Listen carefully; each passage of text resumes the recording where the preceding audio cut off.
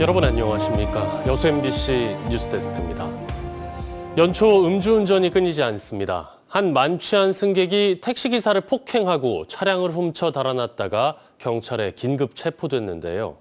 조사 결과 순천시의 간부급 공무원으로 드러났습니다. 유민호 기자의 보도입니다. 전남 순천시의 한 아파트 주차장 출입구. 택시 한 대가 우회전하더니 갑자기 반대쪽 차선으로 들어옵니다. 택시는 연석에 올라탄 뒤 안전용 라바콘과 주차 차단기를 잇따라 들이받고 안으로 들어갑니다. 이렇게 올라가고 내려가는 것을 이제 그리 가져올라갖고 완전히 심해지는 겁니다. 그리고 곧 경찰차 2대가 주차장 안으로 진입합니다. 술에 취한 승객의 폭행을 피해 차 밖으로 나왔는데 승객이 택시를 훔쳐 달아났다는 신고를 받고 택시를 쫓던 중이었습니다. 택시기사를 폭행하고 차량을 훔쳐탄 뒤 이 도로로 도주를 시작했습니다. 경찰이 도착해 차 문을 열어보니 운전석에서 택시 탈취범은 자고 있었습니다. 혈중 알코올 농도는 면허 취소 기준을 넘는 만취 수준이었습니다. 기억이 나지 않는다고 말했지만 4km나 운전한 것으로 확인됐습니다. 남성은 순천시청 소속 5급 사무관, 간부급 공무원이었습니다. 순천시는 곧바로 해당 공무원을 직위해제했습니다. 경찰은 해당 공무원을 일단 강도와 도로교통법 위반 혐의 등으로 입건하고 추가 조사를 통해 구속영장 신청 여부를 결정할 방침입니다. MBC 뉴스 유민호입니다. 더불어민주당 광주시당과 전남도당이 기초단체장과 지방의원 등 선출직 공직자에 대한 평가를 마무리하고 하위 20%에 대해서는 다음 달 초 공천관리위원회에서 개별 통보할 예정입니다. 하위 20%는 광주 전남을 통틀어 기초단체장 4명, 광역의원 15명, 기초의원 50여 명이 해당되고 공천 과정에서 20% 감산을 적용받게 돼 컷오프 위기에 놓일 것으로 보입니다. 오늘 장성에서 광주 전남 행정통합에 대한 두 번째 도민 공청회가 열렸습니다. 오늘 열린 공청회에서는 김영록 지사와 김대중 교육감이 참석해 행정통합의 추진 배경과 필요성, 주요 특례 사항, 교육통합 추진 방향에 대해 설명했습니다.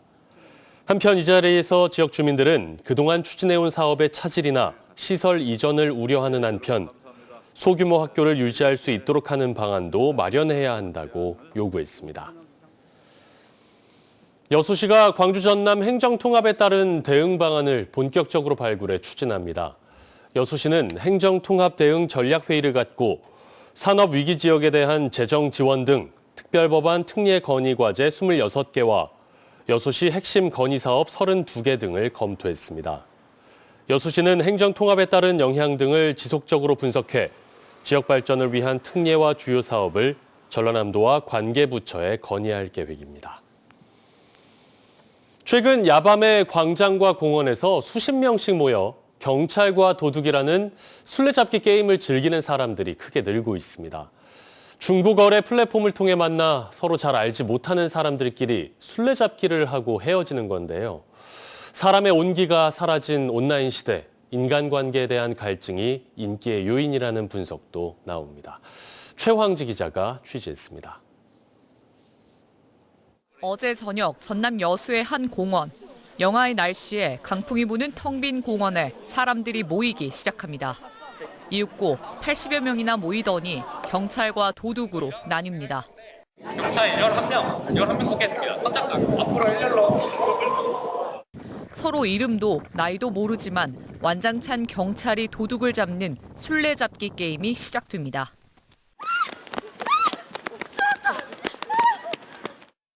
최근 유행하고 있는 당근 경도 게임인데 중고거래 플랫폼인 당근마켓의 모임 기능을 통해 익명의 사람들이 한 장소에 모여 술래잡기만 하고 헤어지는 겁니다.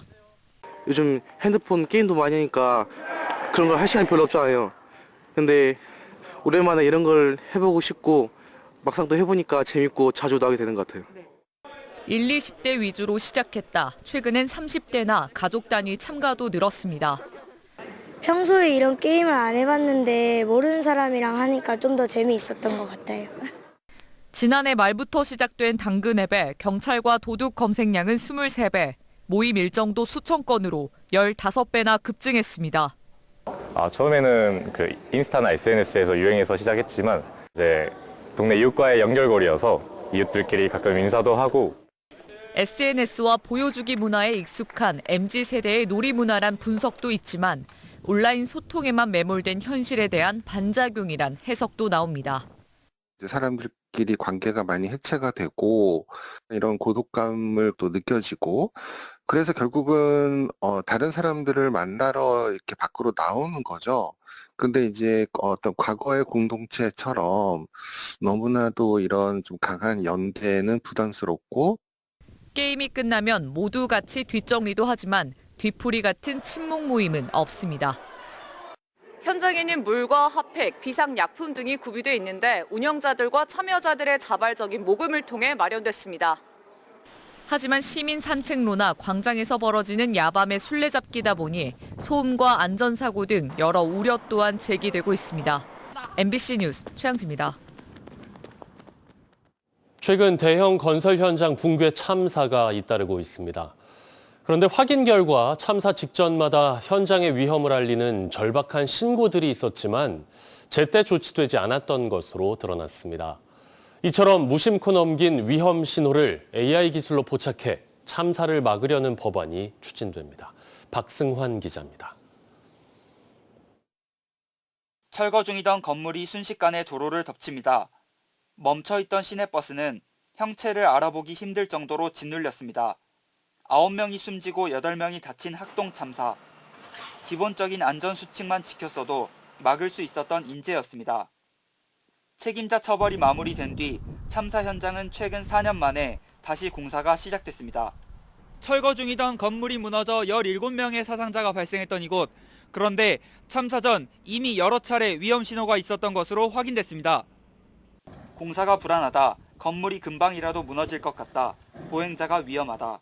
취재진이 확보한 학동 사구역 관련 민원만 참사 전 10건에 달합니다. 따지면 연번은 8개인데 그 접수 자체는 10건이거든요. 특히 참사 2달 전인 21년 4월 7일 제기된 민원이 뼈아픕니다. 이 민원인은 국민신문고를 통해 철거 공사가 불안하다고 했지만 담당 공무원은 현장 소장에게 통화하고 민원 사진을 발송한 것이 다였습니다. 이때 성의 있게 현장에 나가서 조치를 했더라면 소중한 목숨을 구할 수도 있었습니다. 학동 참사 7개월 뒤 6명의 목숨을 앗아간 광주 화정동 아이파크 붕괴 참사도 마찬가지였습니다. 참사 일주일 전 국민신문고에는 시멘트가 흘러내린다, 벽에 균열이 생겼다는 긴박한 신고가 접수됐지만 현장 점검으로 이어지지는 않았습니다. 전문가들은 수많은 민원 속에 숨겨진 결정적 징후를 놓친 것이 화를 키웠다고 지적합니다. 사전에 징후가 여러 번에 걸쳐서 있었거든요. 공직사회 특성상 경험이 없고 또 전문성이 없는 신입 공직자 한두 명이 수백 건, 수천 건의 이 민원을 해결하다 보면은 중요한 징후에 대해서 놓칠 수가 있는. 반복되는 비극을 막기 위해 인공지능이 위험을 먼저 찾아내는 이른바 AI 국민신문고법이 발의됐습니다. 민원이 접수되면 AI가 균열, 기울어짐, 붕괴 같은 핵심 단어를 실시간으로 분석해 위험 수위를 등급별로 분류하는 방식입니다. AI 신문고가 구축이 되면 안전 관련 사전, 징후들이 자동으로 검색이 되고요. 해당 공무원에게 자동으로 이렇게 전달을 합니다. 그리고 공무원이 바로 즉각적으로 대책을 세울 수 있도록 하는. 데이터로 무장한 AI 기술이 소잃고 외양간 고치기식 행정을 바꾸고 잔혹한 참사의 고리를 끊어낼 수 있을지 주목됩니다. MBC 뉴스 박승환입니다. 지난해 전남의 토지 면적이 축구장 168개만큼 늘어난 것으로 나타났습니다. 전라남도에 따르면 2025년 말 기준 토지 면적은 12,000여 제곱킬로미터로 전국 광역단체 가운데 세 번째로 넓습니다.